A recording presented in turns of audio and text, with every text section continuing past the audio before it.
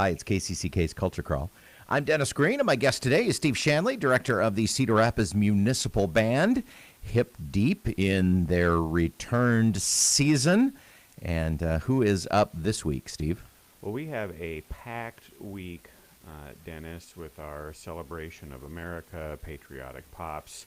This week, all sorts of good stuff. We've got prelude concerts before each of our performances. So, as usual, the municipal band is on our Wednesday, Sunday schedule. So we've got this Wednesday, tomorrow at Beaver Park, June 30th, and at 6:30, Brass Transit Authority is going to get things started with about a half-hour set. Oh, wow. So when you say prelude concert, you're ramping it up. We are ramping it up. So we're excited they can be here to join us. You'll hear them playing your favorites from Chicago, Blood, Sweat, and Tears, and all those great horn bands from the 1970s. So check out Brass Transit Authority at 6:30, and then we'll do a little stage rearranging, and then we'll be on the Beaver Park stage at 7:30. And this week we are featuring Amy Stoner. Very excited to have her with us again. Wonderful singer, and I'm sure many of our listeners are familiar with the great work she does. Wonderful in a variety of genres, and so we thought, this being the celebration of America, it would be great to have her sing some favorites from the Great American Songbook. So we've got her singing some Gershwin, Someone to Watch Over Me, and Over the Rainbow from Wizard of Oz. Also featuring the usuals. If you are looking forward to the Armed Forces Salute, we'll have that for you as well, so we can recognize the service members and their family members as well. And then I always like to have a little bit from Broadway. We haven't played the medley from the Jersey Boys in a few years, and as I was kind of looking through at all of the various American musicals, there was just nothing that seemed quite as American to me as that Jersey Boys story, the great music of Frankie Valli and the Four Seasons from the 1960s and their sort of rise to fame in New Jersey as well.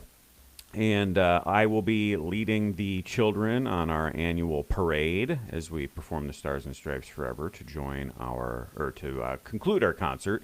So please make sure to come out for that. Bring the kids. We will have some flags, not quite sure how many, but if you have your own flags that you can bring to come wave around as we march around the park, that's always a great way to end things.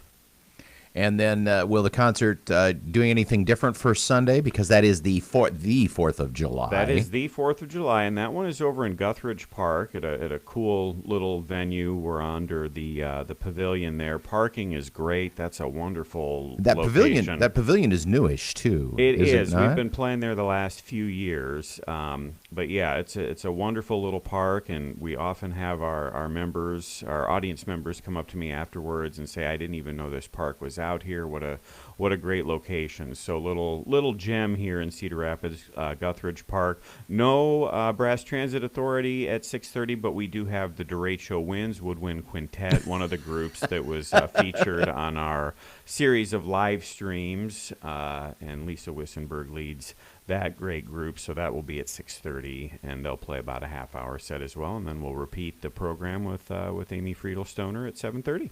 Tell me how rehearsal is going, because I know you've been doing outdoor socially distanced rehearsals. I see those I see usually a picture on social media, and some days the weather is better than others. But tell me about the challenges of trying to get a rehearsal together outdoors with a group this size. Well, fingers crossed, so far the weather has cooperated, and Washington High School, where we have been rehearsing, the administration has been great there. They'll basically let us rehearse wherever we want. We started in one parking lot, and then construction crews started working on that parking lot, so we had to move to kind of another corner, and then that got worked on. And so last night we were in the courtyard of Washington High School, which was just beautiful, kind of a natural stage. They've got a nice concrete stage there, and the school on all three sides. So nice reverberant rehearsal. But yeah, we're still kind of trying to take things pretty seriously in that regard. And I know that in a lot of ways, you and I are kind of back to treating things like normal. But most of the research that I'm doing, there's still reason enough to be concerned about the massive amount of aerosols being generated, that we're still kind of keeping people a little far apart. And it's not just like a regular gathering because of the wind instruments. Exactly.